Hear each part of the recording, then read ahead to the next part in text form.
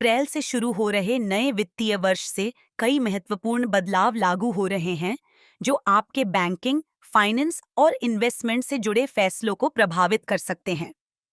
इनमें यूपीआई से जुड़े नए नियम, फिक्स्ड डिपॉजिट पर टैक्स छूट, बैंकिंग ब्याज दरों में बदलाव आदि शामिल हैं।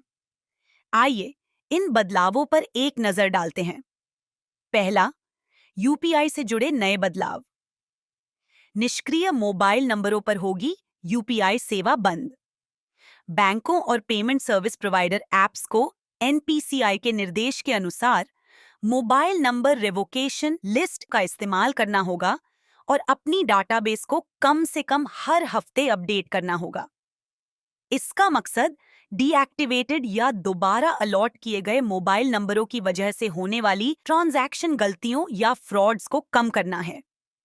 भारतीय दूरसंचार नियामक प्राधिकरण की गाइडलाइंस के हिसाब से अगर कोई मोबाइल नंबर लगातार 90 दिनों तक निष्क्रिय रहता है, यानी उस पर कोई आउटगोइंग कॉल, एसएमएस, डेटा उपयोग या रिचार्ज नहीं होता, तो सर्विस प्रोवाइडर के पास ये पावर आ जाती है कि वो उस मोबाइल नंबर को निष्क्रिय करके उसे किसी दूसरे पर्सन को एलोकेट कर सकता है।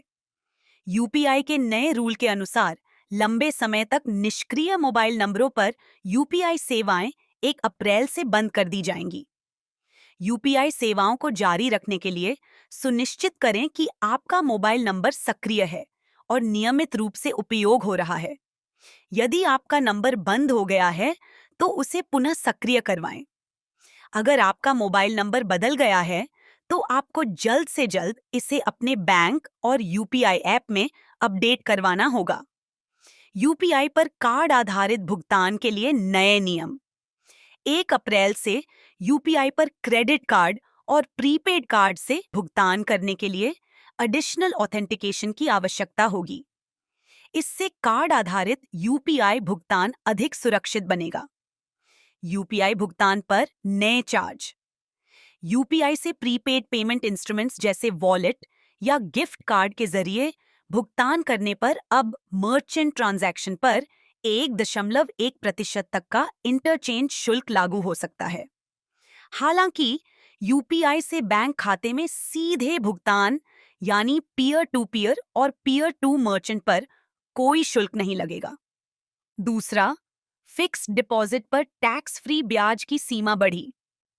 अब से बैंकों द्वारा फिक्स्ड डिपॉजिट, रिकरिंग डिपॉजिट और अन्य बचत योजनाओं पर टैक्स फ्री ब्याज की सीमा बढ़ा दी गई है। पहले यह सीमा वरिष्ठ नागरिकों के लिए 50,000 रुपए थी, जिसे अब बढ़ाकर 1 लाख रुपए कर दिया गया है। अन्य निवेशकों के लिए यह छूट 40,000 रुपए से बढ़ाकर 50,000 रुपए कर दी गई है। तीसरा, बचत और फिक्स्ड डिपॉजिट पर ब्याज दरों में बदलाव।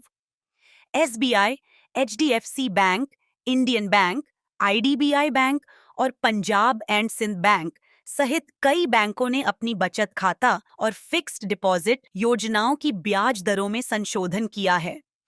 यदि आपने किसी दीर्घकालिक एफडी में निवेश किया है या नया निवेश करने की योजना बना रहे हैं, तो अपने बैंक की साइट पर नई दरों की जांच करें।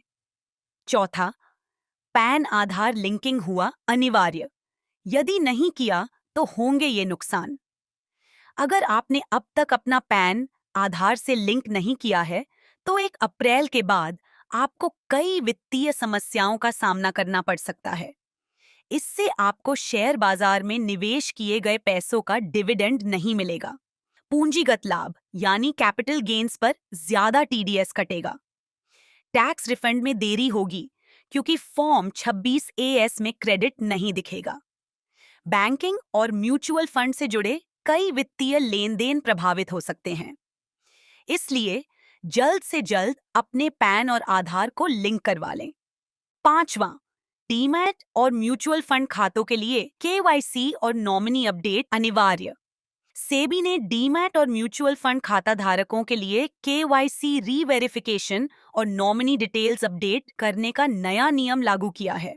अगर 1 अप्रैल तक केवाईसी अपडेट नहीं किया गया, तो खाता फ्रीज हो सकता है। अपडेट के बाद ही खाते को फिर से सक्रिय किया जाएगा। नॉमिनी की जानकारी अधूरी होने पर खाते में निवेश या निकासी में देरी हो सकती है। इसके अलावा एटीएम से ट्रांजैक्शन अब होगा महंगा।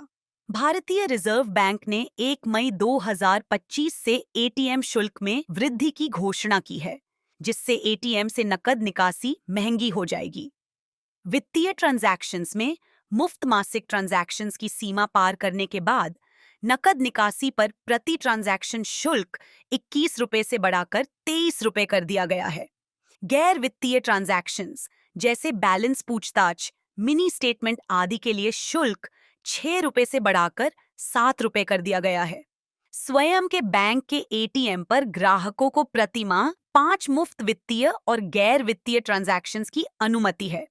वहीं अन्य बैंकों के एटीएम पर मेट्रो शहरों में प्रति माह 3 मुफ्त ट्रांजैक्शंस और गैर मेट्रो शहरों में 5 मुफ्त ट्रांजैक्शन की अनुमति है। इसके बाद प्रत्येक ट्रांजैक्शन पर इंटरचेंज शुल्क लागू होता है। इंटरचेंज शुल्क में वृद्धि की गई है। अब वित्तीय ट्रांजैक्शंस के लिए इंटरचेंज शुल्क 17 रुपए से बढ़ाकर 19 रुपए कर दिया गया है। वहीं गैर वित्तीय ट्रांजैक्शंस के लिए यह शुल्क 6 रुपए से बढ़ाकर 7 रुपए कर दिया गया है। यह निर्णय व्हाइट लेबल एटीएम ऑपरेटरों की बढ़ती परिचालन लागत को ध्यान में रखते हुए लिया गया है, जिन्होंने शुल्क वृद्धि की मांग की थी। समय पर अपने बैंकिंग, यूपीआई, निवेश और टैक्स से जुड़े अपडेट करें ताकि कोई वित्तीय रुकावट न आए।